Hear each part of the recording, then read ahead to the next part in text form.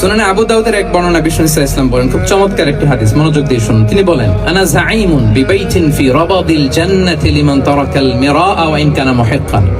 আমি ওই ব্যক্তিকে জান্নাতের আঙ্গিনায় একটা ঘরের গ্যারান্টি দেই, যে ব্যক্তি তর্ক করার সময় নিজে হক এটা জেনেও সে তর্ক থামিয়ে দেয়। অনেক সময় হয় না, অনেকে পায়ে পাড়া দিয়ে ঝগড়া করতে আসে, এরকম আছে না নাই? আপনি চুপচাপ দেখবেন একটা বাজে কমেন্টস করতেছে, আবার কমেন্টের নিচে কমেন্ট, আবার গালি, হ্যাঁ আছে না এরকম? বিষ্ণু বলেন, নিজে হক এটা জানার পরেও আর যাতে তর্ক না বাড়ে, যে তর্ক থামিয়ে দেয় জান্নাতের আঙ্গিনায়, তাকে আমি একটা ঘরের গ্যারান্টি দেই। ওয়াবিবাইতিন ফি ওয়াসাতিল জান্নাতি লিমান তারাকাল কাযিবা ওয়া ইন কানা মাযিহান। আর ওই ব্যক্তিকে আমি জান্নাতের মাঝখানে একটা ঘরের গ্যারান্টি দেই, যে ব্যক্তি কৌতুক করার সময়ও মিথ্যা পরিহার করে। করতেছে কৌতুক, ফান করতেছে আর কি, হি ইজ কিডিং, ফান করে, কৌতুক করে।